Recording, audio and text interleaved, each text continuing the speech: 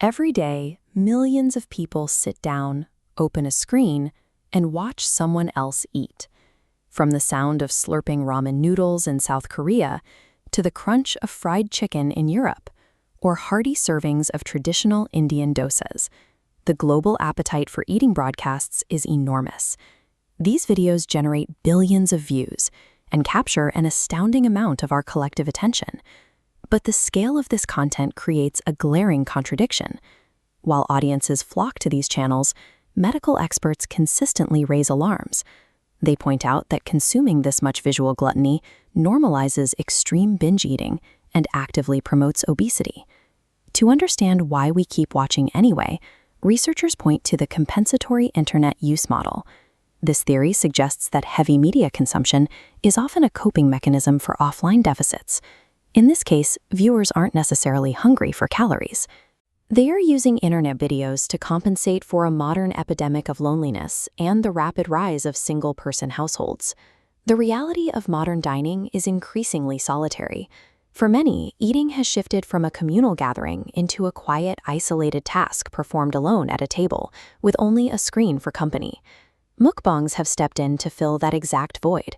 They replicate the noise, the interaction, and the shared focus of the abandoned family dinner table, packaging it directly into our devices. The mechanics of how these videos simulate a shared meal rely heavily on biological manipulation, specifically a concept called vicarious satisfaction. Watching someone else tear into a crispy piece of food with high-definition clarity can actually trick your brain's reward centers into feeling satiated, as if you were taking the bite yourself. Creators combine this visual stimulus with an auditory hack known as ASMR. By capturing the amplified sounds of crunching, chewing, and slurping through hypersensitive microphones, the broadcast triggers a neurological response that physically lowers the viewer's heart rate and induces a state of deep relaxation. The host then stares directly into the camera lens, breaking the fourth wall to ask viewers about their day or respond to live comments. They are deliberately staging the performative illusion of physical presence.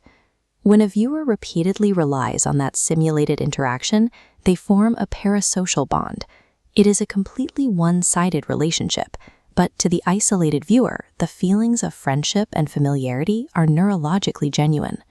By weaving together visual satiation, auditory relaxation, and simulated friendship, the broadcast creates a temporary biological bridge over the physical reality of sitting completely alone in an empty room. This research paper, exploring the infodemiology of mukbang interest in Eastern Europe, highlights how different regions adapt this format.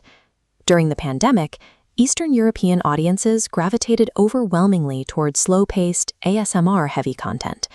They sought out low-arousal, sensory-dominant videos as a direct remedy for the anxiety and extreme isolation of lockdowns. Indian creators subvert the traditional junk food binge entirely. Hosts feature regional cuisines and adhere to Ayurvedic principles of balance and natural sourcing. By eating traditional meals on banana leaves and speaking in local dialects, they simulate the experience of a humble, authentic family meal, rather than a spectacle of excess. In Indonesia, the trend exposes deep-seated gender stigmas.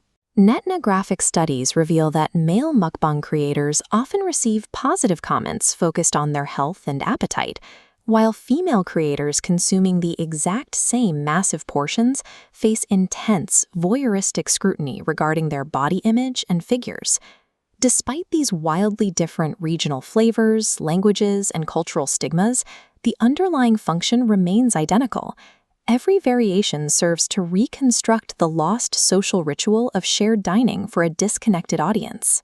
To explain why viewers obsessively watch these videos despite knowing the health warnings, behavioral economists look to the theory of intertemporal choice.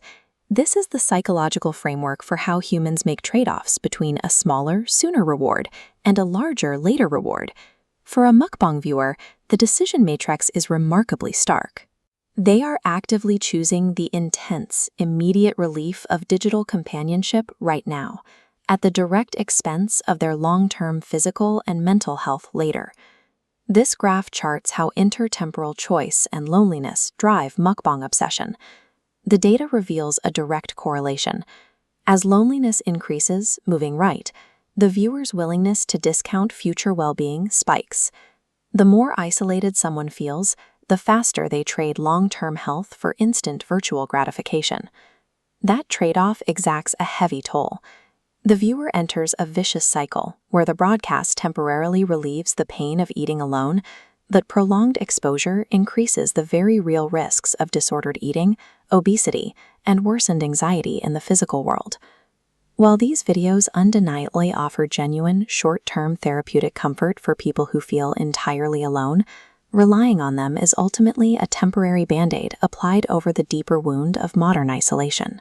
The growth of this genre reflects a deepening fracture in our social geography, marking the moment millions began using algorithms to replicate the physical rituals of a community. As we increasingly turn to algorithms to replicate our most basic human rituals, we have to ask ourselves, are we actually satisfying our hunger, or are we simply numbing our loneliness?